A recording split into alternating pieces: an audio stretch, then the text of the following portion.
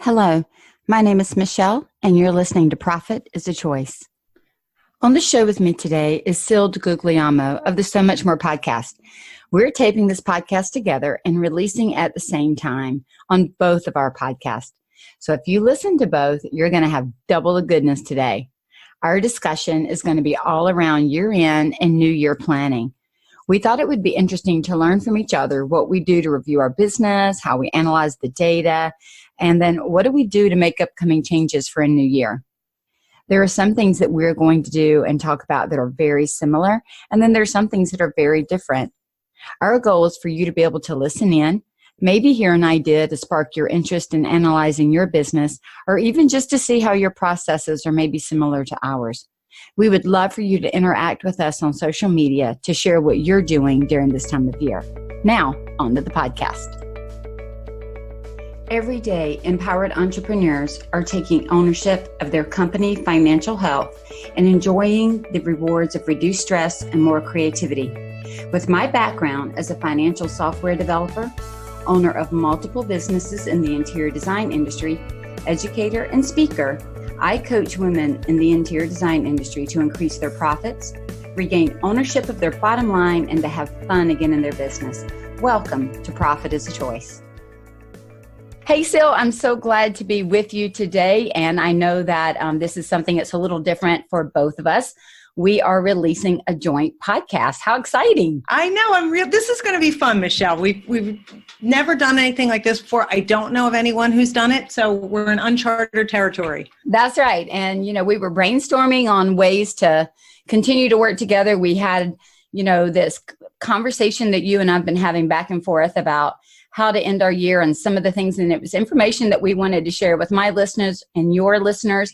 We know there's crossover, but we also each have some that haven't crossed over yet. And we want to make sure that everybody gets hit with the same message. So instead of recording two separate podcasts, we thought, well, let's just do it all at once, right? Exactly. And I think this is a great way for both of us to end the year. It'll be your first year podcasting. It'll be my second year. I'm a little over 2 years because I started in July. I'm not a big New Year's resolution maker, but I like to start the year off fresh. And I love how you talked about looking back first. That's exciting to me. It's funny because you also are a self-proclaimed procrastinator. Yes. Right? Yes. And I am a self-proclaimed make every list in the world and check everything off. So it is a little funny that we're friends, Michele. That's right. Opposites attract.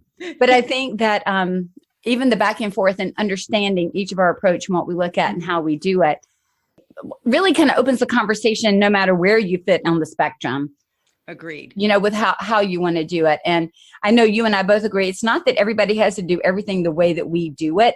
We're just going to throw back and forth some ideas, some lessons learned, what we do, how we do it, and maybe just to open the conversation for everybody else, even within themselves and their own business. What do they want to do to end the year? So you're right. I'd like to start with taking a look back. So why don't you share how you do it, and then I'll share how I do that when you just kind of take a look back. Everybody knows that I love digital organizing, but I love to write, and I have a journal, and I take a little bit of time to look back through that journal and get an idea of where my head was at different times during the year. And I found that thanks to some pushing from you, I was keeping track of some accomplishments. And that is not something I've always celebrated, even little ones. And by using a bullet journal and journaling pretty much every day, not quite. And some days all I had to say was, I have nothing to say. But it helps me to get a little bit more perspective on the year when I can look back at those journal entries and see what I was thinking, how I was feeling, and realizing how much I pushed myself to get some things done. I don't use a bullet journal, but I do. I write down a lot of things. I'm a note taker. I am a list maker. And it's interesting. Kind of once I've done it and I've checked it off, it goes in the trash. I've moved on. I wanted to ask you about that because I like to keep a record of. I used to keep a spiral bound notebook and Sure. to do and notes. It all stayed in there, and I don't do my to-do list like that anymore. But that's interesting. Yeah. Now, if I'm keeping it in a planner, I had a planner for a few years, and I used Jennifer's Best Planner Ever.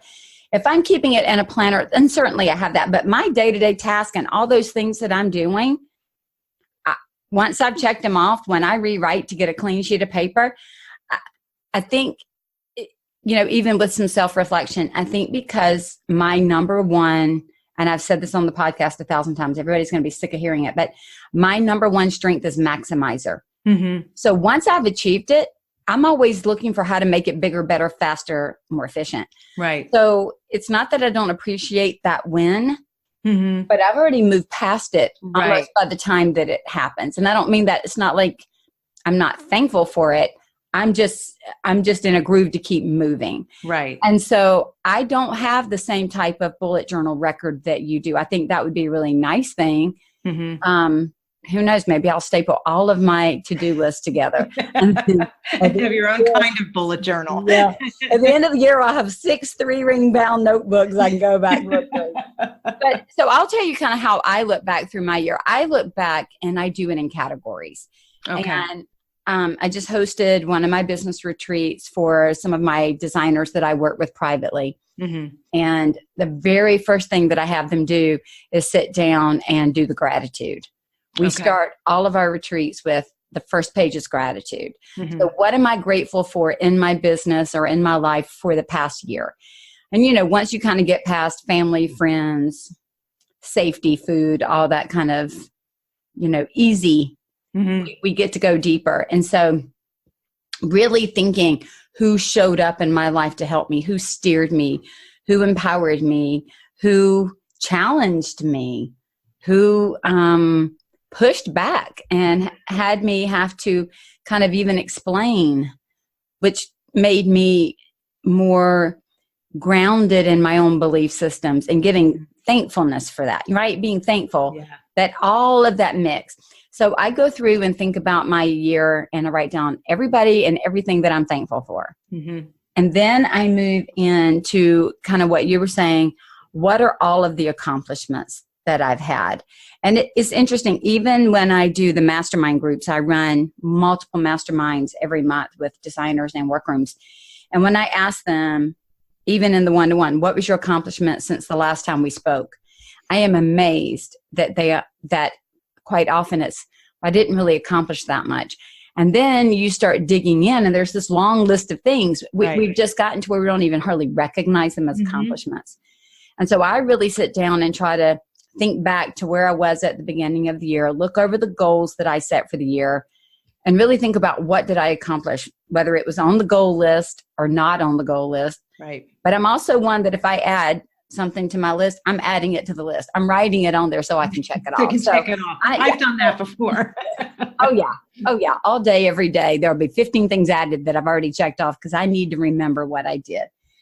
And then the next thing that I do is, you've probably heard some of us talk about over the years playing the high-low game. Mm-hmm. And in our family, we've always done it at dinner. And we do it again at the end of every year. We do it in a family budgeting and planning session that we have every year. So I do the same for my business. And I do what were the highs in my business? What were the lows in my business? And then I add in, where did I see God at work in my life and in my business? Because that's important to me to recognize where I saw things working that were outside of me, because sometimes it's so easy to think that we have to control everything. And the older I get, the more I realize I'm not controlling a damn thing in my life. It's all a big deception. We're not controlling a thing. Girl, I'm just into managing. There's no controlling going on. And so it just gives me a chance to realize it's not all about me. And any accomplishments and any gains that I've made were not made single-handedly. Right. Thankfulness for the team of people around me. And so that's kind of the way that I do it. What did I accomplish? I also write down what I didn't get to. Like we were laughing in one of the group coaching calls the other day. One of the designers says, or it was workroom. She's like, that's like kick the can. That goal's like a can. I just keep kicking it down the road. And at some point I'm going to run up on the can. I'm going to have to pick it up and do something with it. But for right now, I'm kicking the can. And I had one of my goals in particular that I thought I was going to do first quarter. And I had another goal that overlapped it. And I did not fully flesh out the first goal. And it ended up taking up the whole first quarter. And so it pushed the goal that I had thought that would be there into second quarter. And then another opportunity came up to serve my clients in a deeper way. And so I did that. And then another opportunity came up. And so now I've kicked the can a year, and I'll be adding that to my 2019 goal list. And so, giving myself some grace and permission to just look over the year in a fresh way, and almost to go like, here's the other way I look at it. It's done. So there's no need to feel all horrible or it's done. It's done. So let's just look at it for what it is, take stock in what worked and what didn't, make some adjustments and changes. And then that's the kind of the mindset that I take into planning for the next year. So when you look at a goal like that got pushed off a couple times, do you ever stop to reanalyze it and say, was it really still that important to me? Or were there just other things that came up? Or like you said, opportunities come up that we weren't prepared for. Do you reanalyze it and say, oh, maybe that goal isn't as important. Maybe it's not something I need to go after right now? Absolutely. So very good question. When I do my plans, you know this about me. I'm a follower of the 12-week year. So when I do my yearly plans, I break them down into quarters, and I'll let every quarter be like a mini year, 12 weeks. So that whatever I have to get done, I've got 12 weeks to get it done, in theory, and then let it go and move on to the next thing instead of all the multitasking. And so if there was something that I thought was a big goal and I didn't get it done, I do ask myself, does it need to stay on the list or should I have taken it off? Okay. And this particular goal, it still needs to be done. It absolutely needs to be done. However, what happened was the Understanding Your Financials course came into play, where there was a heavy, big need in the marketplace for that. And I felt like I needed to answer that call soon in the year instead of putting it off until the end of the year. So that took up that second quarter where I was going to do my other big goal. Remember, I'm only going to do one. And that course alone is 7 modules, 7 videos, I don't know how many downloads. It's a huge undertaking. Right. Then when I moved to third quarter and I pushed my goal, the podcast came up. Right. So then the third quarter was all about planning. It was vacation, and it was planning and organizing for the launch of the podcast, which launched third quarter. And that felt like right timing, right as we got back to school. Right. And so I pushed it again. And then now fourth quarter has been, honestly, kind of wrapping up the things from first quarter, which was the Better Business Coaching. That launched first quarter. Right. Understanding Your Financials launched second quarter, and a podcast third quarter. Those are huge. They're all huge. Some companies don't launch all that in 1 year. I launched all of it in 1 year. And so my fourth quarter is making sure that I've dotted all the I's and crossed all the T's on all of those things. And so that one goal that I had is moved to first quarter of next year. So one of the things that's challenging for me is when it comes to setting goals. And I noticed that because your business has changed from when you were a workroom, this is not necessarily your busiest time of the year in terms of the services that you provide. Yes, it is. Oh, is it? It's okay. I was thinking it was less busy because we're also occupied. It's crazy, insane busy. Oh, I should not make that assumption. Let me, right, because you would normally think it wouldn't be, but I'm going to tell you why it is. I already am just slam booked for December and January with calls and requests coming in. And it's because everybody's looking at the end of the year.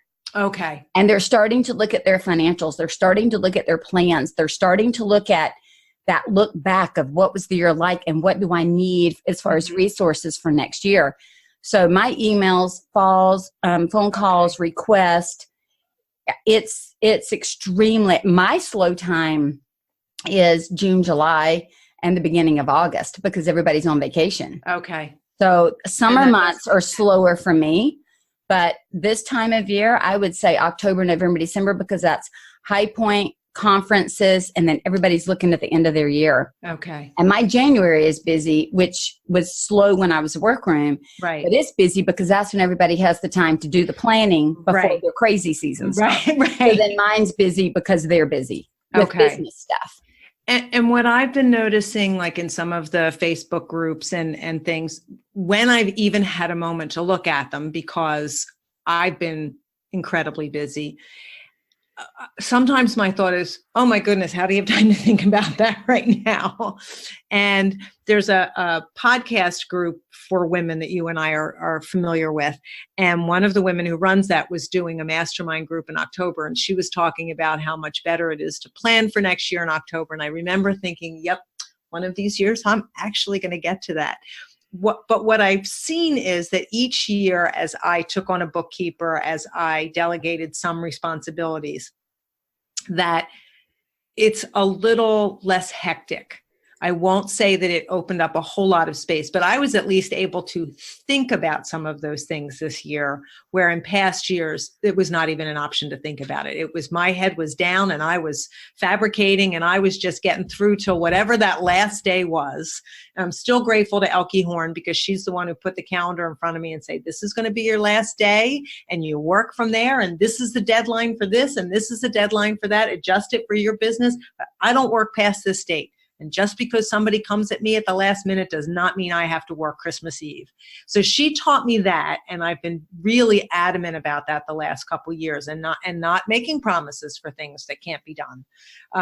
But that ability to really start to wrap up and plan has never really figured into my end of the year as much as it has in recent years. But I still feel like I need a lot of I still feel like I have a long way to go so that I'm prepared at the beginning of January. I feel like I need that first week to catch up, get caught up, and really look at everything and then plan for the year. And then you're already in the year. So I always feel like I'm starting out just a little bit behind.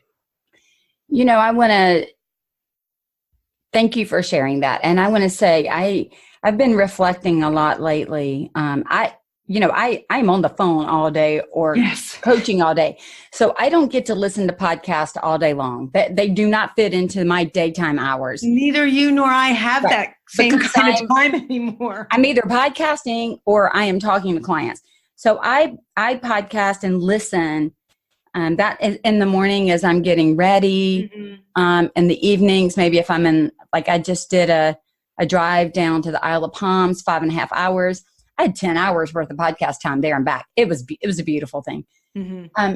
But I say that because, I remember being in my just thinking lately, I remember being a workroom, and I can remember when I'm not, and this won't be a shock to people who know me. I like to make people happy and I like to please people, but I am not by and large a people pleaser. Like I don't have a difficult time going, I am so very sorry, but that date is not going to work for me. Right. That's really not a huge struggle for me. Mm-hmm. I want to make it work as much as I can. So of course I'm constantly trying to look for ways to make it work.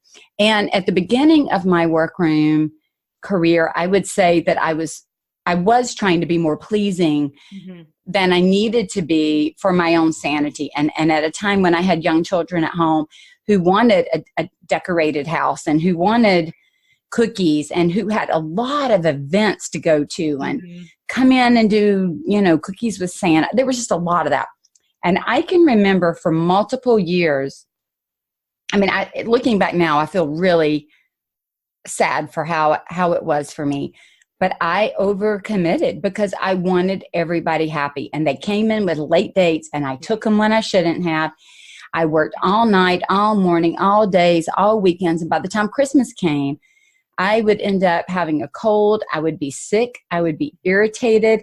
And I had no joy. And Christmas for me as a believer is like an exciting time. Right. And I wasn't able to enjoy the part of my faith that even showed up at Christmas because I was so doggone exhausted. Right. To the point that I remember wearing a bracelet and a necklace. The necklace said joy, Joy, and I wore a bracelet that said peace, because I had to remind myself that I needed to have joy and peace because I didn't feel it. And so when I really started looking at what was my part in giving up my joy and peace, it was giving up my time and giving up my energy. And so I did start putting those things in place. And the older I get and the more mature my business gets, the more I've put into place. Right. And so I will say this year, I feel prepared. I have for the last few years, because I started realizing I couldn't just create that time at the end of the year to plan for the next. Right. So I have, as we've talked about on multiple podcasts, you've talked about it, I've talked business development time and days. Friday is my business development day. It was Thursday and Friday, but Thursdays now got sucked up with podcasts. So Thursdays are podcast days. Fridays are business development days. Right. And what that allows me to do is stay a little more on top of it, so that by the time I get to the end of the year, I start doing my 2019, for example, planning in October of 18. Right. I start at the end of fourth quarter or the beginning of fourth quarter, planning the first quarter of the next. Okay. So I'm always rolling out a quarter or two. So instead of planning the whole darn thing, I'm just got a rolling plan going. Right. And I find that to be a little more manageable. It's almost like in software, they do sprints. You do small pieces and small parts. Mm-hmm. And that's what I've been doing the last probably 2 years, instead of kind of thinking, not that I don't have a 3-year roadmap, a 5-year roadmap. I do have those. Right. But I need to be able to adjust a quarter at a time what's coming. And I find it's easier to adjust 12 weeks than to adjust a year. I like that, because that's always been a challenge for me. Same thing. I have some 3-year, 5-year, 10-year goals out there. But it's interesting, Michele, you've always been very transparent about what you felt you didn't do properly in your business. And you've shared, in all of your classes and in your podcast about, what you felt you didn't do correctly and what you did to change that. I think that part about, especially for those of us who started our businesses because we wanted to be home with our children, to then find ourselves, in our basements or master bedroom lounge areas till all hours of the day and night finishing up. And because somebody else waited too long to come to us. And that wanting to please, I think it's common among creatives. I think it's especially common among women. We want to please everybody, but a lot of us did do it at the expense of our families. And I know I realized I was doing that when my kids were in elementary school and I was running my business, but also on the PTA and running a running club from school. And one night I was literally throwing hot dogs at them because I had to hurry up and get back to school for a meeting. And I looked at them, and I think I might have even caught my reflection in something. And I went, going to that meeting is not for them. Why am I doing it? I left a job that I loved because I thought being home with my children was more important. And I'm literally throwing food at them. What am I doing? And my mother reminded me one time, she said, Michele, I just want to remind you, I was talking about, I didn't have time to talk to anybody. I didn't have time with my friends. I didn't have time with my kids. Also, I could make things for the luxury marketplace. Right. And I remember her saying, didn't you come home to be with your kids? Mm-hmm. And don't forget what's first. Right. And I took that in a loving way, because she certainly meant it that way, not in she wasn't trying to criticize me in any way, but she was saying the same thing. You're practically throwing hot dogs at your kids. Get a grip. Right. Oh, I was literally doing it. You can share that with your mom. I'm sure that I've thrown hot dogs at my kids, muffins, whatever, scrambled eggs for 3 meals. Yeah, I'm sure. And I'm sure that many others have too. It's just the time of year. But I will say, all of that really even comes into play as we think about our year. How did we feel through the year? How was our energy through the year? What was our self-care like through the year? Did we work more than we wanted to work, less than we wanted to work? There were years I didn't work as much as I wanted to. Mm-hmm. There were years that I worked way too much. Did my work come in steady? Did my work come in spurts? I have some of my private clients going right now. We're looking at every month and every quarter. What were your high turning quarters? Was it Right. the same quarter year over year? What are the fluctuations? What do you see? Trying to watch not only for market trends, but for their individual business trends. Right. Did I take the vacation I wanted to take? I think looking at, there was a couple, was it Debbie who just did the podcast with you and was talking about success being like a life well lived Yes. or something like that? I really resonate. I love her, by the way. She loves my Gamecock. So, she says she's hey, Debbie. She says she's like, a really great sports fan. But when she said that, it really struck me, because when we're looking back over our year and we want to look at the success, in air quotes, yes, of the year, it's not just, not just that P&L. That is, right. I push the P&L for you to understand it, but I am not going to tell you to live and die by that thing. It is, did I have joy in my heart? Did I do what I love? Was I appreciated by the people around me? Did I bring the money in to serve the people that I love to do? Does the business serve me, or am I just working for the business? Right. All of that comes into play. Do I have to walk around with joy and peace tattooed on my head so I feel it? Experience it. Exactly. Yeah. And so now, even when you ask this, and I'm just going to take it a step further as we're planning, and I'm not a big resolution maker either, because I break them. But what I do is sit back and think about, what is it that I really want to accomplish? What is it that matters to me in all shapes and forms? And I even plan the next year with, what do I want the year to look like and feel like? And instead of being balanced, what if I were to be centered? What if I were just be centered? What does that mean for me? And if it means cooking 2 nights a week, all right, I'm going to put it on my list that I'd like to cook 2 nights a week. If it means that I go get a massage once a month, I'm putting it on the list. And then what is left is where I push the business into it. And realizing that the business has to some degree fit into my life. Now, my life is not extravagant, so there's no time for work. I still work 50, 60 hours a week. But I craft a life of flexibility and a life that I want, that meets the needs of me, my husband, my children. Right. And then I put the business into it. And I ask, what does it need to look like so that I can breathe, so that I can do a higher work in the world? I don't want to be just stuck doing something where I think, I don't like that. I love what I do, and I want to love it at the end of the day. That's the part that I think frustrates me a little bit when I'm reading some of the Facebook posts, especially this time of the year. People are getting burnt out. They're exhausted. And we all work hard. Yes. We work physically hard, and it's emotionally hard, because we are pouring ourselves into our business. We want everything to be perfect. We want everyone to love everything that we do.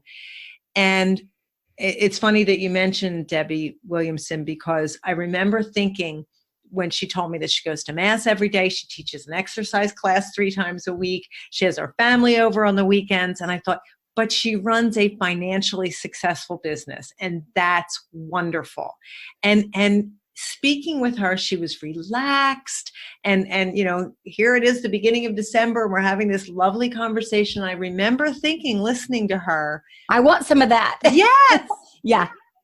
And I'm a big believer in our attitude has a lot to do with it. And if I've made the decision to take on some responsibility that has added to or taken away time, other things that I can do, then I need to take the responsibility for it and say, okay, well, I chose this. It's not working out quite the way I thought it was going to, but okay, what am I going to do about it? And I think that we have that power to say, okay, I'm looking around and this is not how I want things to be. So what am I going to do about it? And that's the part that frustrates me a little bit, because I hear people like, wow, but the designer came at me at the last minute. And then, okay, we don't have to say yes to everything. Even if our financial goal hasn't been met for the year, just because somebody comes in at the last minute. I mean, we make decisions for lots of reasons. And if it's to help out a friend who's struggling, if it's to help out someone who got in over their head, and we can help pull them up without it costing us, because that's where I think the biggest problem is, Michele. I think that have you ever taken Gretchen Rubin's quiz on the 4 tendencies? I think I did. I don't know that I you remember. have to be an upholder. There's no doubt in my mind, because if you set a goal for yourself, you do it. Oh, You yeah. don't need other people to hold you accountable. No, I If don't. you're an obliger like I am. I am not an obliger. Okay, I thought so. But you could be a little bit, you could have some rebel tendencies, and you definitely have some questioner tendencies, but I think you are more an upholder than anything. You're going to have to take that quiz. I'll go take the test for you. But what I've noticed is those of us who are obligers take on responsibilities that are not ours to take. So then I would probably bet that responsibility, if you did Strengths Finder, was in your top 10. Oh, it absolutely is. It absolutely is. And so therefore, I have to weigh those things out and make sure that when someone comes to me, and it has taken me till I'm the ripe old age of almost 59 to say, I'm afraid I'm not available to do that. Yeah.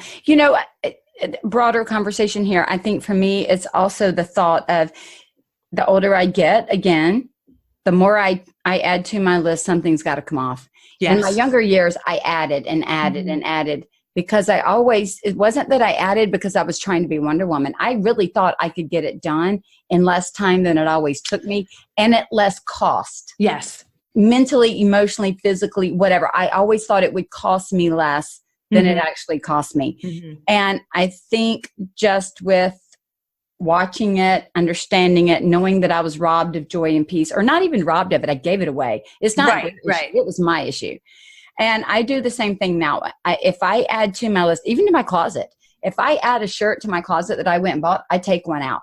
If I add a pair of shoes, I take a pair of shoes out. I know for some people it sounds crazy, but it helps me manage that I only need a certain amount to run my life. And so in my business, I've been doing the same thing. I've also been asking myself, as I plan for the next year, I always have said, good is the enemy of best. When we take on a bunch of things that are good, when the best comes, we can't do it. So when I have a new opportunity, I go back to my why. I go back to my value statements. Is it in alignment? If it is not, it is an automatic no for me. If it is a yes, then I ask myself, is it yes? Or is it a heck yes? Is it my best yes? Yeah. Is it a good or is it a best? And I'm starting to identify what are some of the best things for me, for my talent, for my skill set. And it changes year over year. And then giving myself permission to create space in my calendar for those things to come up. Like, for example, if I were to set up that I was coaching all day, every day, 5 days a week, and my big goal, let's say, was to be on stage and speak to 5,000 people, and it came up, I couldn't do it. You wouldn't be able to fit it in. I wouldn't be able to fit it in. That was my whole thing with pushing off the podcast for 2 years. I looked at it 2 years ago and put it on hold for 2 years because I did not have the space in my calendar that I felt like I could dedicate to doing it that way. And it took me 2 years to get my business to a stage that I felt like I could not only do it, but sustain it. And that becomes part of my analysis as I move forward. But I also don't create goals anymore of what other people tell me I need to do. Michele, that's a really hard one. And I think, especially as an obliger, and you are someone who has told me I can do things. But I think that's hard for people.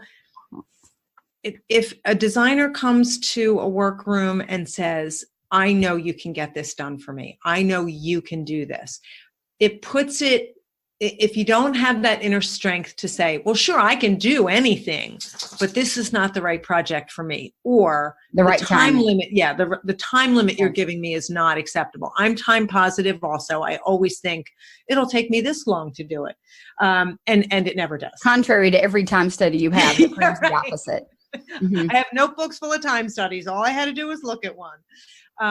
But I feel like that's a big... But I think that's where we have to stop and look at what are we trading off to say yes. Am I willing to say yes to make them happy and make me miserable? Make my family miserable? What is the cost here? I don't think we're analyzing the cost. I did not analyze the cost years ago when I was tattooing peace and joy on my head.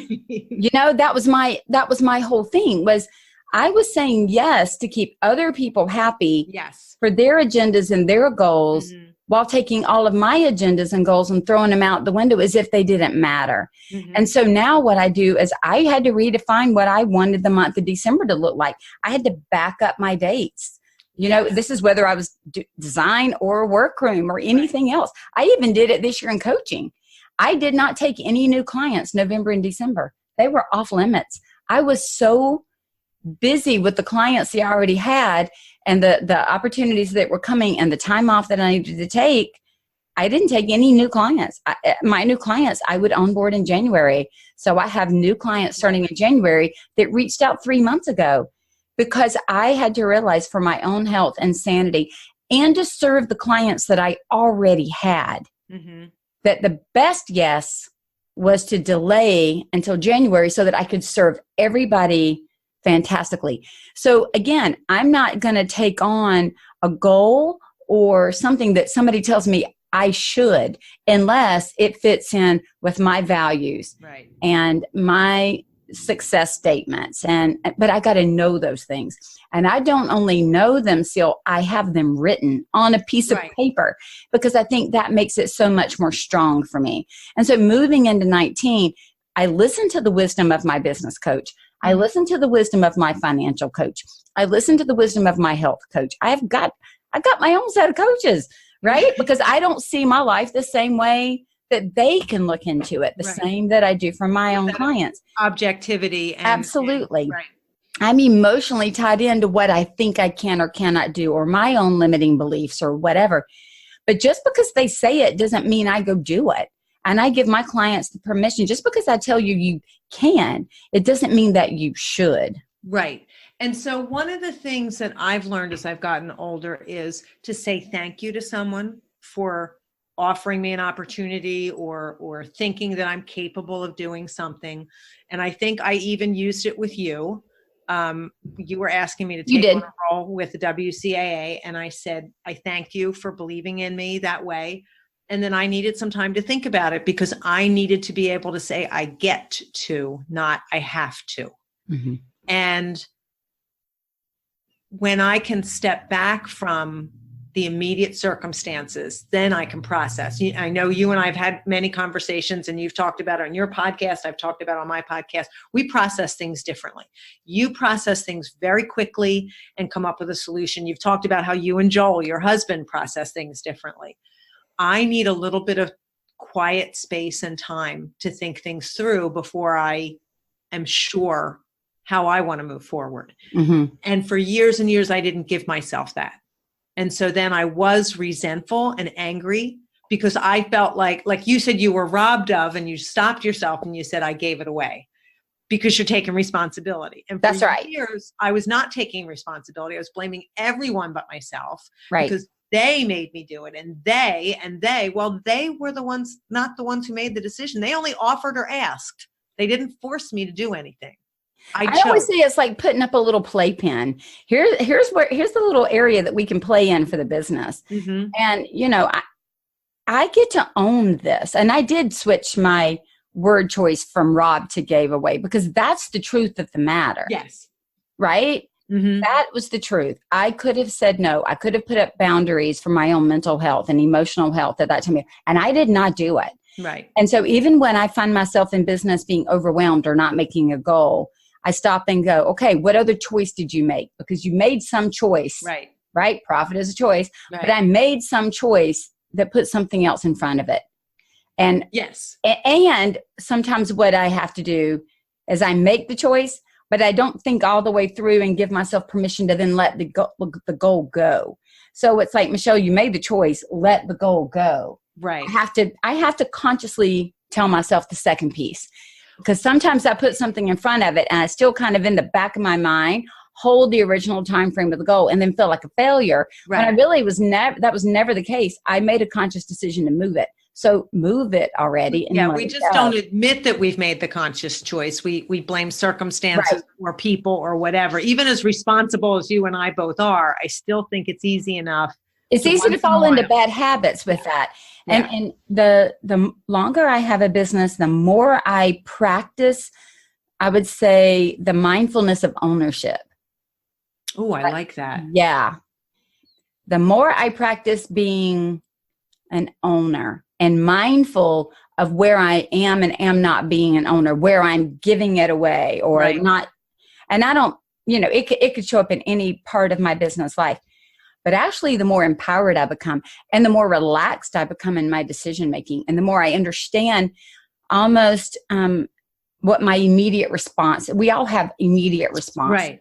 What is my immediate response to things? Is it a good one? Is it a bad one? What triggers it? And how can I adjust for that?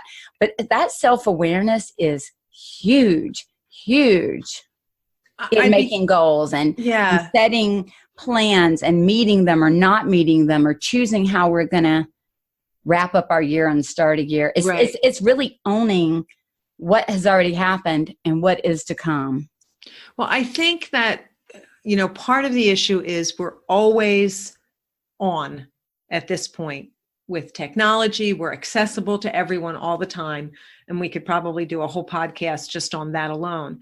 But I know, and I've shared with my listeners, I know I've spoken with you, I started meditating about 2 years ago. And what I've noticed is it allows me to be more present in circumstances. It allows me to sort of accept whatever feelings I'm having without judging them and feel, okay, I feel what my response to that was. What do I want to do about it? So last week I was having a conversation with someone, and it was in a business setting, and they made a comment that pierced. Okay. It hit. They were cutting up. It was not an intentional, I'm trying to hurt you. It was nothing like that. Right. It was just said, but I was I was tired, and I was already having a moment of self-doubt about the way some things were happening and going. Right. I was already being self-reflective about it. So it was a tender spot. Mm-hmm. And so when the comment came, it hit. It was hard. Yeah. They had no idea what was going on in my brain, of course. Mm-hmm. And I snapped. And then of course they were like, no, wait, I was just cutting up. And I was like, I know. And then it took me a few minutes, and I started going, okay, what's my part in this? What do I need to own about this? Right. Why do I feel this way? What just got, triggered or brought up in me? And why am I feeling that? And why am I feeling vulnerable in this moment? Mm-hmm. And I sat down at 3 to 4 minutes, and my brain, I worked out why I felt vulnerable, where the arrow had, hit the heart, what was going on with me. And so I went right back to the person face to face, and I just said, first, can we talk about that? Mm-hmm. I want to apologize for snapping at you. I know your intent was not to harm or hurt. Mm-hmm. I want to tell you, I'm going to be vulnerable in this moment, and I'm going to tell you why it hurt. And I'm going to tell you what was going on in my mind. I was having a moment that I had a negative comment running in my brain. When you said what you said, it hit the negative comment that was already a self-doubt that was running through my head. You hit it dead on. And it just, I lost emotional control in that moment and snapped back at you. And so I want you to know this is a tender spot for me. Mm-hmm. And this is what I'm feeling. And then she was so gracious, and she apologized for what she said. And of course I accepted and apologized for mine. But we got to end that moment. She got to say, I get it, because and be very vulnerable. We were talking about Brene Brown at the same time. Here's where I'm vulnerable. Mm-hmm. And so when these comments come in, these are how they hit me. And what was so funny was the day before, we had all been talking about vulnerability and being vulnerable and recognizing what happens in our life that triggers moments of self-doubt. And darn if I didn't get to go on the field trip the next day. But I'm so hate it when that happens. Everything I teach is because I get to But it was a beautiful moment of all of us realizing we've got to capture those thoughts and figure them out, or every goal and every plan could be shattered going forward because of the messiness of a thought process that doesn't support us. Yes. Does that make sense? It does. And it's funny. I just listened to Brene Brown's book. I think is it Dare to Lead? I don't know if that's the exact title. I'll look it up. But I listened to the audio version, and she talks about how they'll do what they call a rumble. And exactly what you just described. And you take a moment and you say, all right, this is what I was feeling when you said that, and this is why I responded that way. And they do it in the workplace. Yeah, well, ours was in a work environment. Exactly. And that's, I think... Oh, it was such a moment of beautiful connection. Exactly. That's exactly why they do it. But you have to be vulnerable first with yourself to recognize, because it's easy to put a guard up and think, well, I deserve to feel this way.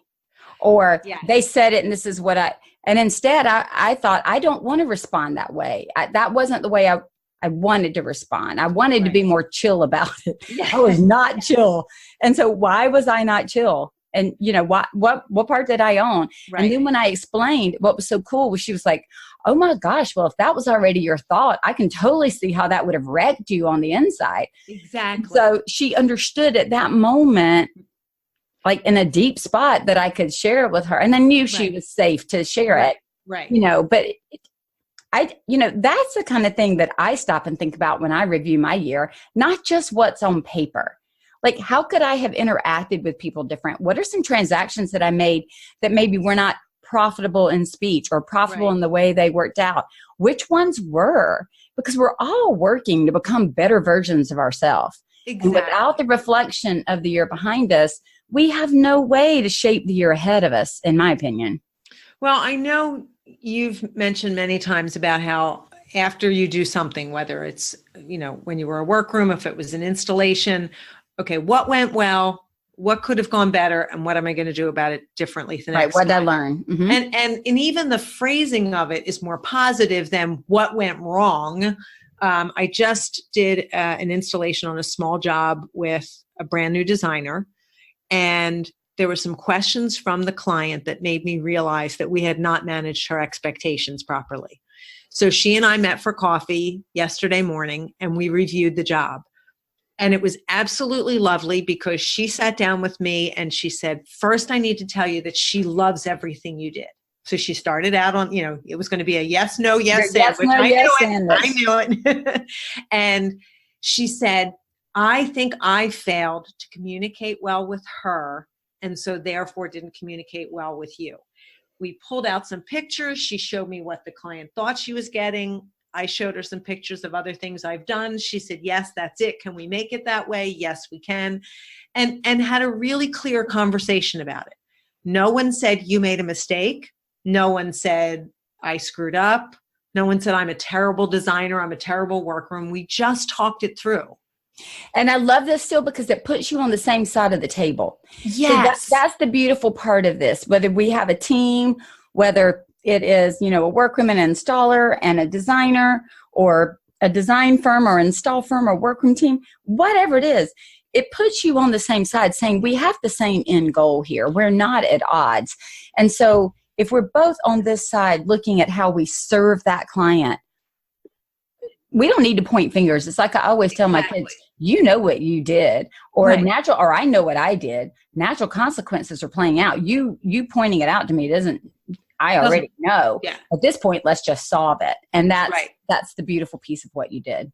But I think that's what's important about taking the time to look at our year and move and going forward is even thinking about being on the same side of the table as ourselves.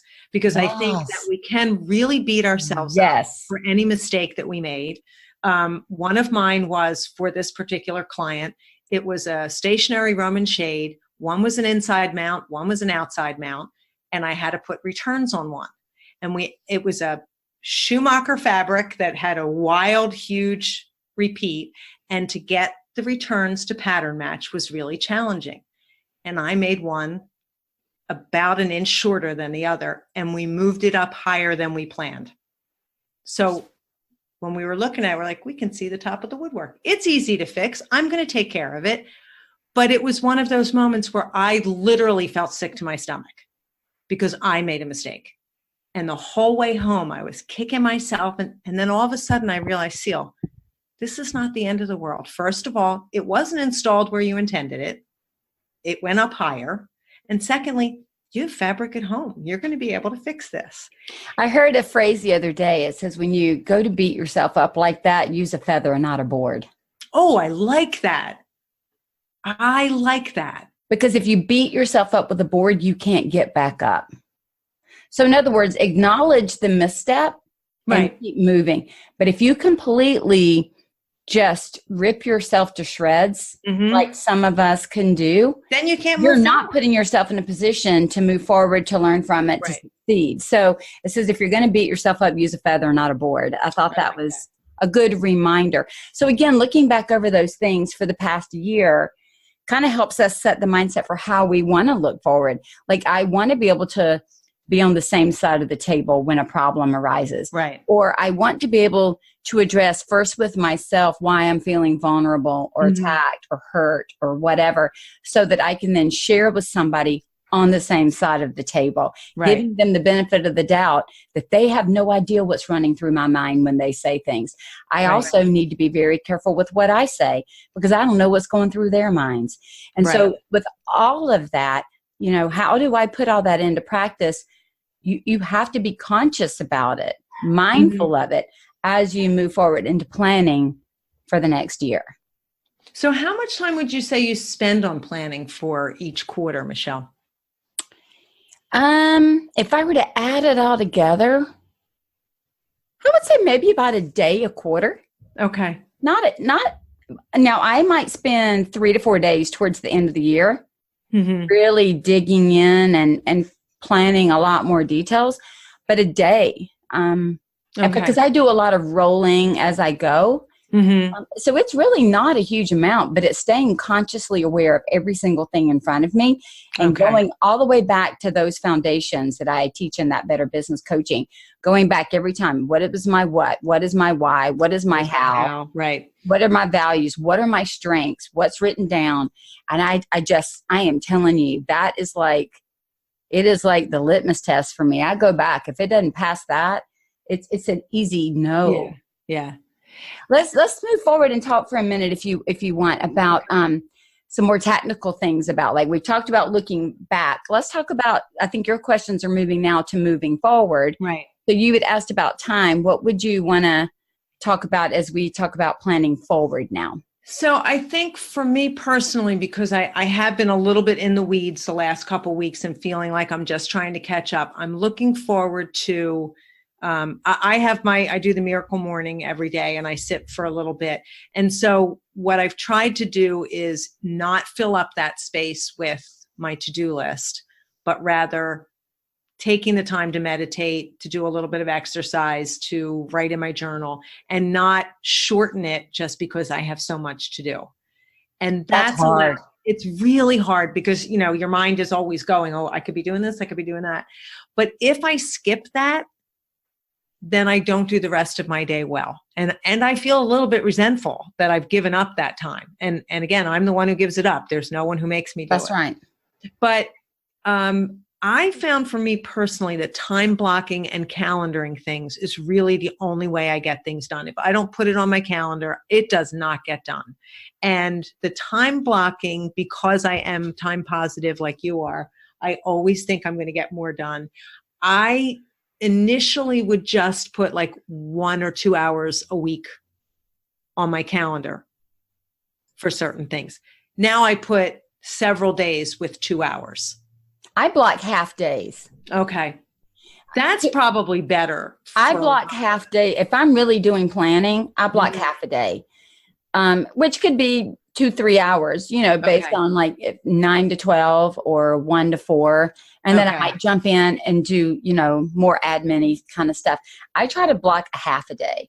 And then I also have, to keep up with the day-to-day business organization, I probably spend an hour a day doing that. But when I'm doing business planning, I try to plan like a whole half-day chunk, because then I feel like I could get into it. Sometimes in 2 hours, I'm just getting in and I got to go move to the next thing. Right. So I either plan the morning to lunch or lunch until the end of the day. Okay. So I'm going to ask this for all the procrastinators out there. I have this I find so many fascinating things to do when I should be sitting at my desk working on these things. Suddenly the laundry needs to get done. Suddenly the dog's nails need to be trimmed or whatever. Oh, ick. Incredible. Financials. I would rather do that than. Oh my gosh. Okay. I think for me, it's that discomfort with making the decision. It's the discomfort with, okay, this is my goal and it's a big one, but I can do it.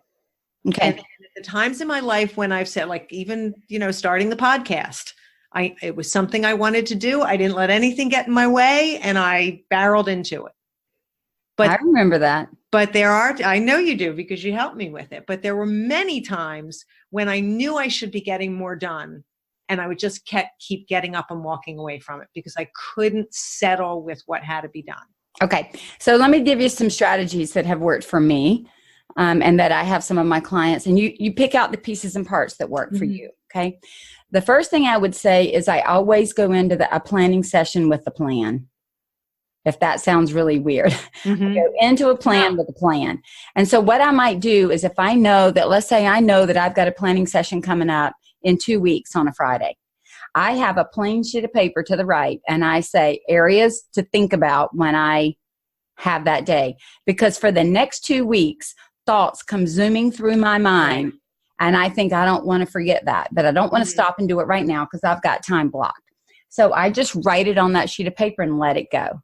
Okay. And then when I go into that planning session, I already have on a sheet of paper the things that I've already thought about for the 2 or 3 weeks prior to that I'm going to work on. So I'm not now going into that half-day session. Now what am I going to work on? Oh, the laundry needs to be done. The second thing that I do is I think about the book that you mentioned to me when we did the book podcast about that 212 degrees. I knew you would love that book. I did that. And I'm going to tell you the piece of that resonated so much. I mean, there were so many pieces, but it was you've got to be on board with the process, not just the outcome. Yes. And so what I then would do is look at all the things on that piece of paper and I would start prioritizing them. And I would also ask myself, how much do I care about that? Because if you don't care about that, then you're going to be setting goals and doing all this work that feels like busy work. It's like when the kids come home from school and they're like, our teacher gave me all that busy work. But if they love it and they care about it, you could give them 14 books of it and they'd sit down and do it. Right. And so some planning we have to do just because we own a business. Right. But some of it should be enjoyable and fun, and we should be connected not only to the outcome, but to the journey. And then the next thing that I tell myself is, I'm setting the goal based on what I know now, but I give myself the freedom to change the goal back to your original question if it no longer serves me or the company. Okay. And so for the outcome that I want right now, this is the goal that I want to set. But if my outcome shifts or changes, I have permission to shift that goal. And so then I never walk into it thinking it's a do or die. I walk into it thinking it's a get to. Yes.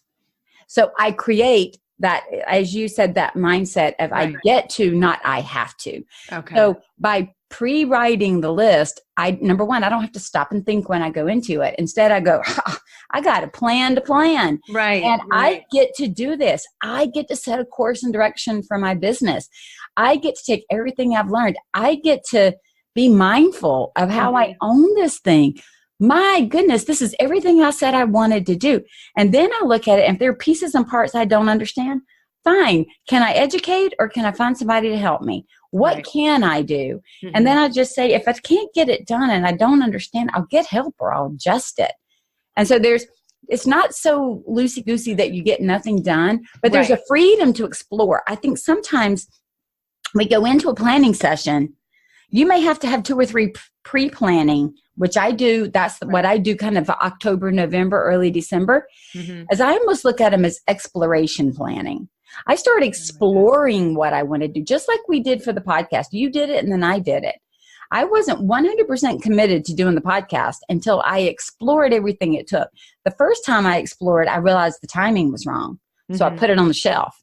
2 years later, when I went back and did my exploration again and realized I'd found out I already had links saved that I'd already explored the first time. But I realized it now fit. Right. And so I think we don't sometimes give ourselves permission to explore as we're setting goals and creating plans and opportunities. We feel like we've got to go into this exercise that is so definitive that you better get it right the first time.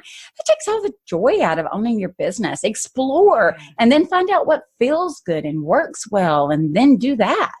I think the exploration part of it feels like it's not enough activity when you are trying to accomplish something. Just like if you're in your workroom or you're a designer, that so few of us take that time to play around. And I know I have to make this product, but I'm going to play with the fabric and see how it folds and do this. I'm really terrible at that. I want to get in there and get it done. But that's because it's time bound. So If we save our goals to the last minute, they become time bound. Exactly. Give ourselves permission early on. Like if you had thought to cook dinner early on, you wouldn't have been slinging hot dogs at the last minute because you were time bound. You might have been a little more creative and had buns and chili to go with it, right? Something.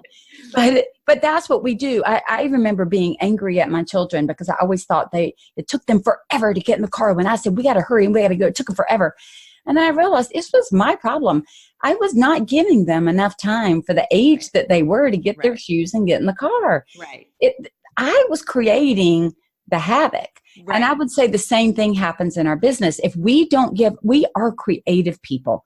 I don't care what anybody says. We are creative. Even if it's with an idea or a thought, we are creative. And if we don't give ourselves time to explore who we want our business to be, what we want it to do, how we want it to go, gosh, I couldn't sit down in one day and knock out all my goals as if I was disconnected from them. I can't do that. Yeah, even for somebody who processes as quickly as you do, that's asking too much of ourselves. And I think you're absolutely right. I think that by letting it go till the last minute, then it feels like a chore. And it feels like it's not a fun process where it really could be. It really if I gave myself more time to do it. I mean, what if I've even had years where I sat down with colored pencils and I've just drawn. I've put it on sticky notes. I've found ways to make it physically creative through the process. I could sit down and do it all in one day in a very machine-oriented way. But I can tell you, I would not be me personally, I would not be as connected to that as if it's something that I'd given myself space to dream about, to think about. That's why, all the New Year's resolutions, we're doing them because somebody tells us we need to or have to. Right. Whereas if we really were connected to whatever goal we set, here's the difference. I couldn't thwart your goal. If you were so connected, I couldn't stop it. Right. That's the kind of goals I want us to set. The ones that we are so connected to that I can't come in and say one word or one phrase and you go, well, I'm done with that, moving on. Right. If I can say something and you can move on that quickly, you weren't connected. Right. But we don't give ourselves a chance to dream and to think and to look at even possibilities. That was one of the big things that we've been talking about in my private coaching is what are the possibilities? That's what the Transparency Initiative, what are the possibilities? I didn't even know that was possible. Right. I've got a podcast coming out soon and it was a beautiful conversation. It's with Diane Preston. And so it will be coming out after this one. And it is beautiful because she was like, I didn't even know that it was possible to do this. And now that I know, I want to tell other people. It's similar to the podcast that you've had with Christina and Jen and, that group that had been in there and been so vulnerable to share. If we don't dream and we don't hear and we don't know, we don't even know what we can do. I can't even imagine what we could do if we knew what we could do. And I think we don't create enough space in our lives. Correct. Even setting up the planning. And this was something that happened to me one day last week. I went for a run and I forgot my ear pods.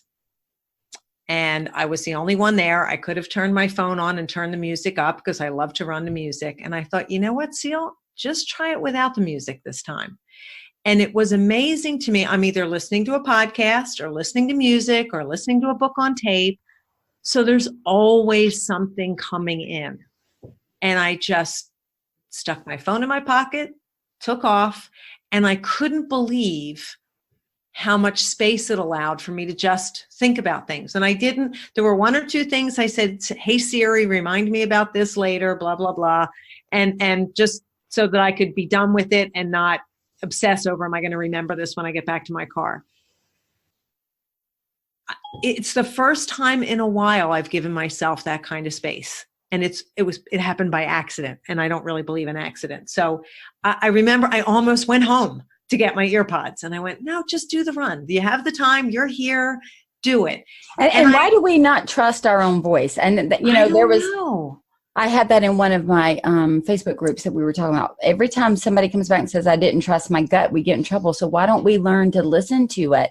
That's exactly what I'm talking about is when you become self-aware and you're working towards it. I mean, I'm not there, so I'm still working towards it, right? Long way to go for me. I think we all are this side of heaven, but we're all working to be aware. But the more you do it, the more you exercise that muscle, and the more you learn to listen to yourself and trust yourself, because you're learning from the mistakes, you're learning and you're making new choices. Honestly, the less it's not going to be great for us still, but the more or the less people are going to listen to us, the more they don't need to, they know. Some of the best, I would say, feedback that I get from my clients is after we've worked together for a while. You've heard this whole saying, oh gosh, what would Michele say? Mm-hmm. I feel like Michelle's in the back of my head. When they go and email me, I got one the other day that told me they've got the largest income they've ever had, the most this, the most that. And they were like, and I sat down and thought, what would Michele say? And I realized I can now say it.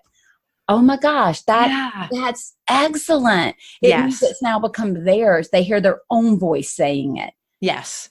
And not just, you can listen to my voice until you hear yours, but when you hear yours, listen to yours. Mm-hmm. And we see that over and over in the Facebook groups, how there was a red flag or something came up and we didn't listen to ourselves.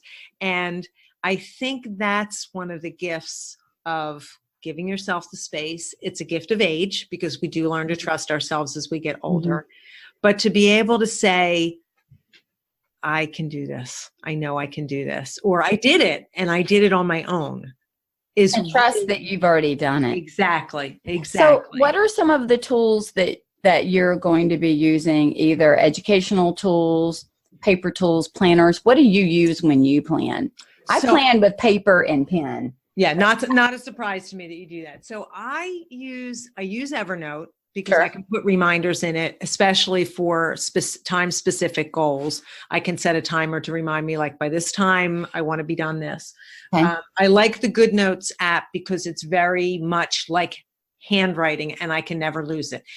You can't see my desk right now, but it is a hot mess with papers because I chose to write on paper for a little while. What I'll do is scan all of those, put them in Evernote, and throw these all in the trash. Then I'll have a nice clean desk, but I will be able to find all of those things. I use Hey Siri a lot, and every time I say that, my phone lights up. So fortunately, I have it muted, but I'll leave myself reminders. Okay. And I'll say, remember you wanted to work on blank. Remember you want to submit a proposal. Remember you want to work on your class, all those things, because I need, the thoughts are so random for me sometimes. Okay. The time blocking and the calendaring, I've really gotten so much better at this past year. And honestly, taking some time off. There are times in that I put in my calendar that I am not available. Mm-hmm. And I don't explain to anyone why. And I don't give an explanation if a designer says, oh, can we do Thursday morning? No, I'm sorry, I'm not available. And that's the end of the conversation. I don't explain myself the way I used to when I was younger. And I just say, let's pick another date. And that has worked so much better for me. And Kathy Geffen on my recording with her, she mentioned offering dates to designers and limiting. I mean, we as designers, many people do this. Instead of offering every green piece of fabric, they don't show it to them. They limit it to 5. Yeah, we all limit. Exactly. But we don't do it with ourselves. Exactly. So I have found that by limiting my choices, I joke all the time about how much I hate to go food shopping because there's 75 choices for one pasta. And inevitably, I've read all of them and I grab the wrong box when it's time to go. My Oh husband my laughs gosh. constantly for it. So I don't check every box of pasta. I don't check every option. I look until I feel like I have enough information, and then I move forward. Okay. And then I adjust from there. Okay. So I'm a little different from that, which, we've talked There's a about. surprise. I know. So I start off doing a lot of my planning on paper with a pen. Mm-hmm. And I draw boxes. I use sticky notes. I move things around. I make lists. I make bullets. And I kind of create flow charts and plans, organized chaos, if you will. Mm-hmm. Mm-hmm. And then when I kind of get what I think I want, I go into Microsoft Word usually, and I type it out, and almost like a hierarchy fashion. Right. And that helps me. I also, like in the Better Business Coaching System, which you're in, Mm-hmm. I use those downloadable documents because I've pre-created forms. Right. And I use those forms in my own business. I'm sitting right here with probably 10 of the financial goal sheets in front of me. Mm-hmm. I'm holding one up for you to see. Right. I use the forms that I've created, Mm-hmm. and I literally process that way. Okay. And so, the ones that I'm sharing are the ones that I use. Right. So even in my goal setting, I do, here's the year, here's the 4 big things I'm going to do per quarter. And then I break it down like that. Mm-hmm. And I have, something that follows it. And then I calendar it. I use Google Calendar. Everything goes on that calendar. Mm-hmm. Everything goes on that calendar. Every appointment, every vacation. I also look forward into the year, and I go in, like right now, I've already started marking off every vacation day, every doctor's appointment, every single thing that I know in advance or that I even think could be a possibility. I've got marked off. I go ahead and mark off all of my Fridays for the whole year Mm-hmm. for business development. Anything that I know, I mark on that calendar and get it done. So that's kind of the way that I go about it. And then my biggest plan is for first quarter. And as I move into first quarter, I start planning second quarter because I know more. And so for me, if I have it on my, here are the 4 main things I want to do for the year, I might in advance think this is quarter 1, this is quarter 2, this is quarter 3, this is quarter 4. But as I'm moving through the first quarter, if I need to adjust, I move them around. But I've already gotten some details written, so all the details come with it. It just shifts. Okay. And that's what helps me get it done. So then I have kind of a roadmap for a year, Mm-hmm. but I'm not so tied to it that I leave no room for continued discovery. Right. And for my business to morph a little. But I do use everything you see in that Better Business Coaching, I use. Mm-hmm. And, one of the things that I'm getting ready to start offering is where you can buy the first module as a standalone, Ceil, the why, mission, and vision. So instead of buying the whole 6 modules, you can buy that one independently. Because we all know how long it took me to get through that one. That was a long one for you. But I'm going to sell the mindset module. You can buy that one. So if you're struggling with mindset, and then I'm going to sell the goals module separately. So then the nice thing about that is if somebody doesn't want to commit to the whole thing, like you committed to the whole thing, but if they wanted to do it in a more piece at a time, right. Or just get support in the area that they need. That they feel like they need. Yeah. But I just say that because everything that's in that system is what I use personally and with my own clients. One of the things I like about GoodNotes is that when I'm writing, if I need to move something, there's like a lasso tool, and I can circle a sentence that I've written, move it to another page. I actually use my to-do list off of GoodNotes for that same reason. I can readjust priorities if I need to. So imagine having a handwritten list, and whatever is number 5, you can just slide it up to the top of the page so that it's the first thing that you look at. And I have found that, like you, I will often add things to the list just so I can draw a line through them and say, look, I accomplished that.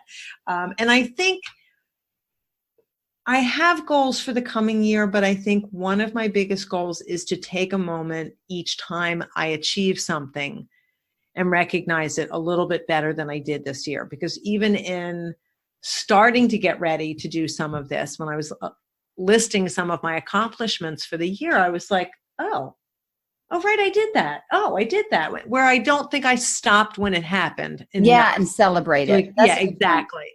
Exactly. So when you're looking at your next year and you look at everything you do, I want to talk for a minute. I heard your podcast with Janelle. Mm-hmm. And as a fellow podcaster, I can appreciate the time, effort, and energy that goes into creating a podcast. And up until this point, my podcast has been solely sponsored by Scarlet Thread Consulting. Right. And, like you, I'm looking at everything for the next year. And even when I do my financial goal setting, I look at all the different income streams that I have from my business. And I know that you and I have talked about this, and we've talked about it in multiple places. But, if you are a designer, I would say we need to look at your income stream from service and then the different types of products you sell. Right. Your workroom, I want to see what are your cost of goods and what is your income for those and your income for labor dollars, right? Mm-hmm. Or if you do retail, where's that coming through? For us, I also have a line item for education. I have one for coaching. I have one for speaking. And ultimately, I'll have one for podcast, if there's any kind of sponsorships that come in for that. But I want to track where my money comes in and where it goes out. And that helps me make a more detailed plan. And then to also look at how much time I'm spending. So I do the same kind of thing with time. Right. For example, if I've got 4 income streams, how much of my time does each income stream take? Because I may have one income stream, say, for example, this past year podcast, that makes no money but brings in a lot or takes a lot of time. Right. And so how do I want to balance that? And I say that because there are a lot of people that are adding new income streams, education, different consulting, different things. And at the very beginning, it may be that it's not your biggest moneymaker, but it may be a big chunk of time to prepare for that. Right. And so part of the next year plan, you and I did that when we went through the educational identity coaching. Right. When we were looking at adding those things in, how to stage, because you almost have to run parallel 2 things together. Yes. And then slow one down and speed the other up. Right. And figuring out the timing of the balance of all of that. Mm-hmm. But I do think it's important to be able to look at what's taking all the time and what's making all the money. Right. And in that conversation with Janelle, we talked about some ways that I could, if not automate, at least systematize some things so that I was spending less time working on the podcast. Exactly. And it was great to have a different point of view, even someone to ask questions, is because Janelle doesn't podcast, but to say, can you do this? What about this? Would this work? And we talk about being vulnerable, but to be able to listen and not be defensive, because I realize I haven't been doing it well, and to be able to say, that might work. And even it's only been a short period of time, but I've already made some changes that have speeded some or sped. Well, I know I sent you an email as soon as I heard the podcast and said, here's some things I'm doing to exactly. Up. Exactly. And we both belong to podcasting groups where there's some information in there. Yeah. Doing the same things over here as streamlining. Right. Keeping the personal touch that I want to keep, but how can I do it better, faster, and more efficient so that it's not so if I could even get it down to 4 or 5 hours and not 8. Exactly. That's a bonus. Exactly. I just saved money. Mm-hmm. So let me ask this. Are you also looking at potential services that could be changing for you? I think that was part of that discussion too, as your podcasting is going up and education is going up. Yes. The Evernote, the consulting education around that, which at some point, remember, if more yeses come on, you got to say no to something else. So this is that balancing act. So, I mean, I can't teach Evernote and be fabricating in the workroom the same number of hours. I am getting older. It's physically more difficult to do some of this. I have to think about long-term. I'm not ready to give up the fabrication part of it. I still love it. It's still important to me. But I've recently met with 2 new younger designers whose clients are not high-end custom workroom clients. But I have access to some different products that might meet the needs of these particular clients. Excellent. So you keep your foot in the door. Exactly. But I also won't spend as much time in the fabrication because I'm going to be ordering it from someone else. So excellent. That's one way to do that. Keep that income stream coming in. Service. I love working with designers. I love working with designers and their clients. So I still get to do that. Yes. So that's short term. Okay. Goal. Long-term goal, I'm not sure. I think, there are a few people in the industry who are already helping out with other workrooms and stepping in to be the extra set of hands when somebody's on vacation. And that appeals to me. I think there's great opportunity for that. Yeah. Yeah. I mean, I know Kathy Tucker travels great distances to do that. I'm not interested in doing that. Yeah. Catherine Dillon does it, and she does in an area that is closer to her home. Exactly. Right. So she has a little more limited travel area because it fits her lifestyle. Right. So I really think there is a beautiful opportunity to use that skill and even to go into workrooms and help them do Evernote. I mean, go into the workroom and help them do it. That's really what my goal is long term. Okay. But I'm not ready to stop making new treatments just yet.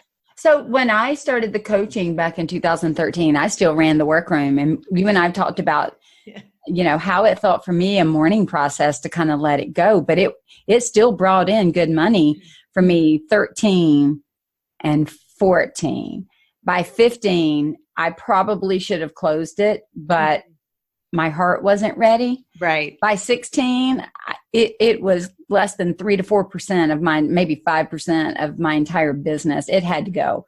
And I still have the whole workroom set up. You know that. Right. And I could go back down there. And I do still teach classes about things like that, in a local setting. But I had to at some point let it go to move on for the next thing. Yeah. And for me, I'm always looking at my services. I mean, podcasting definitely added to my service offerings this year. Right.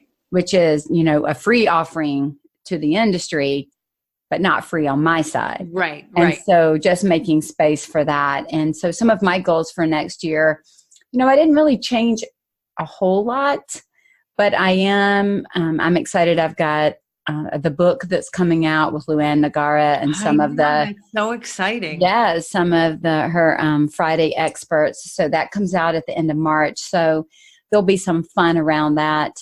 And, I'm working on some other private projects that I'm trying to get done. I am working on, the can that I kicked from January of 18 into January of 19. Which is not even that huge of a thing. It's just it's just tying up some loose ends. Yeah. I want to be really tight with all of the things that I do. And I just want to be very intentional and targeted. Mm-hmm. So that's kind of what I'm doing. Let me ask you this. Do you do the word of the year? I've been doing that for about 10 to 15 years. I haven't done it recently, but I just heard someone talking about it, and I've started mulling over a few words. Do you have your word picked out yet? I may actually take this year's word and go forward with it. I'm not sure. Okay. This year, my word was intentional. Okay. And impact. Okay. So I wanted to make sure that everything I did had an intentional impact. Okay. Which made me take every single thing and run it through the litmus test, as we talked about, right. My why and my values and my mission and my vision. I could not be willy-nilly in my choices. Mm-hmm. That was what made me stop and realize, is the timing correct or not correct for the podcast? Mm-hmm. Intentional and impact. Right. And so I'm going to chew on those a little bit. They may be, and they may not be. But every year I come up with the word. 1 year it was value. 1 year it was quality. 1 year it was peace. Mm-hmm. And what's so interesting is sometimes I come up with a word and then I come up with a Bible verse of the year that kind of supports it for me and my business. And those become part of my mindfulness work, is to think about that Bible verse and that word or that phrase for the year. So I may stick with intentionality or impact. I don't know. We'll see. Okay. So I think what I'm going to do is we're going to release this podcast on the 31st of December. Yes. So I think I will decide by then, and I will post when both of us share this podcast. Okay. I think I will post my word then. I'm going to All right, put that on your calendar. Yeah, I just did. All right. And I'm going to set a reminder. So I think about, but I will think about it. It has helped me. It really has. Even when I kind of let it go and didn't just like focus, it just was in the background the whole time.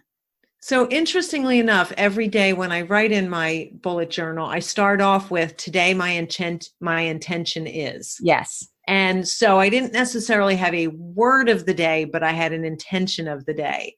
So I probably won't go with intention because that's something that I already try to do every day.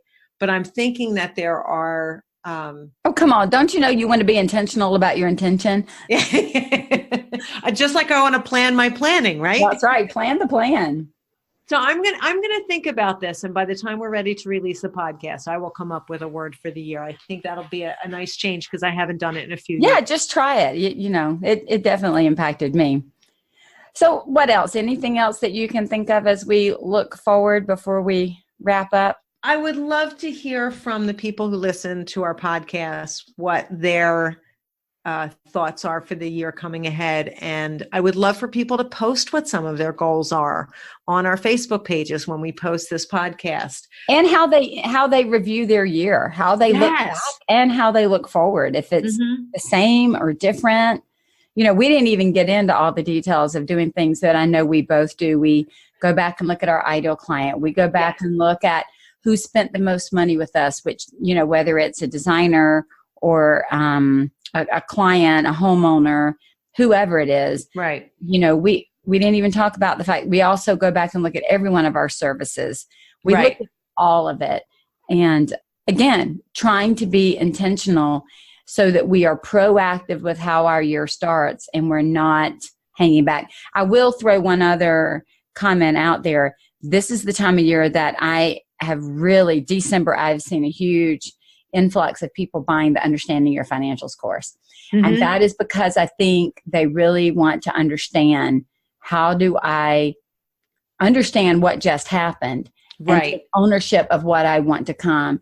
So, you know, this is a great time of year at the end of one year, beginning of another, to start kind of grasping even small pieces to be able to look at your finances and know where you are at any given time. And I think with any education, whether it's Evernote, finances, whatever it is, you're not going to get it all the first time. So, no, it's a layered process of education. There's so much there. It's like telling somebody, you had an hour with QuickBooks, and when we come out, I want to see if you're a QuickBooks expert. It takes time. Yeah. But at least being intentional about owning all of those pieces, you know, we both have opportunities to help people do that, and we're doing it ourselves. Right. And it's interesting because I had put off purchasing that module because I'm going to do that the first week in January. So that's something I will purchase before the year is out, but then I'll start looking through it because I know between now and then I can't look at it. I don't have time to look at it. So it'll be one, and that's something that I've tried to eliminate. If that's one more thing hanging over my head. Right. Because it creates guilt. We don't need to have guilt, then guilt slows you down. So it's on my calendar. Feather, not a board. Feather, not a board. There you go. Michele, I always love having these kinds of conversations with you. I think we probably could go on for another half an hour, but I know. It is good because we come at things so differently, yet so alike. And I think that both of us have a goal to be good business people. Exactly. And to have businesses of integrity and to plan as much as we can without over planning to the details so that it's rigid. Nobody wants a rigid plan. Yes. And, you know, if I could, you know, I'm sure with your agreement, free people up, is to create goals that matter to you. Because if they don't matter, it's going to feel like drudgery. Like you said, you're going to feel like you have to instead of you get to. Right. And it literally just sucks the joy out of business. And business can be really, really hard. And so we have to connect with those goals. That's just, if there is nothing, if you only come out of one goal for the whole year, but you are super connected to it, I'm good with that. Right.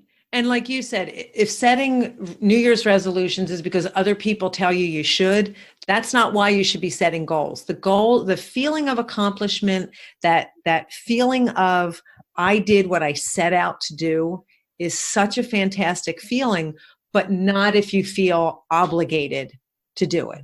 A browbeat to get there. Yeah, exactly. So feather, not a board. Feather, not a board. And put out goals that make you happy. Put out goals that make you feel accomplished and proud of yourself. Yeah. And don't forget to celebrate the small stuff. Absolutely. I think that's so incredibly important. And I don't think any of us do it nearly enough. I give myself gifts. Yeah, that's perfect. I get a gift of a massage. Yeah. I get a gift of a new pair of jeans. I get a gift of, a cup of coffee on the deck with an hour of quiet. I get the Hallmark Channel. I get whatever. that idea of the quiet time, I think, is really a great gift to give each other. So I guess my greatest wish as we end 2018 and we start 2019 is that for our listeners to hear what we're bringing to them in our each in our own podcasts and take from it what resonates with them, not beat themselves up over anything that they think they should have or could have or would have done. Pour some grace on it, as you love to say, and come back to us and say, I learned this from your guest. I learned this from you. And here's what I'm doing with it. Because that's the greatest gift we can get as podcasters who are putting any educator, for someone to come back and say, I learned this from you and here's how it's helping me. Mm-hmm. So my wish for everyone who's listening to this podcast is to have some time to themselves, some time to celebrate their accomplishments, and to feel better about everything that they do in this coming year. Ditto. And the only thing that I would, add to that was probably just going to support more of what you said is I just want our listeners to know that our podcasts are here to support them in their business journey, whether it's Absolutely. To understand the workroom, to understand the journey to get where we are, whether it's to understand financials, whether it's to understand profitability of our choices, whatever it is that we both bring to the table. It's just to let people know that we're not alone because we feel so lonely and so isolated, and to know that conversations are happening, and whether they're invited to be on the podcast or they're having a conversation on the Facebook groups and on the pages, just have a conversation with somebody and it makes you feel not alone. So I appreciate having conversations with you, and I'm sure we'll have more in 2019. Oh, I hope so, Michele. Thanks for trying the first joint podcast. Thank you. I can't wait to see how everybody responds to this. Have a great end of 18 and a fabulous 19, Ceil. Thank you. You too, Michele. Thanks. Thanks so much for joining Ceil and I on this special edition of our podcast. And thanks to Scarlet Thread Consulting for sponsoring all of the podcasts for Profit is a Choice this year. There were a few courses mentioned in this episode, and you can find them on our websites. Mine will be on the scarletthreadconsulting.com site. However you choose to plan for the next year, keep in mind, profit doesn't happen by accident.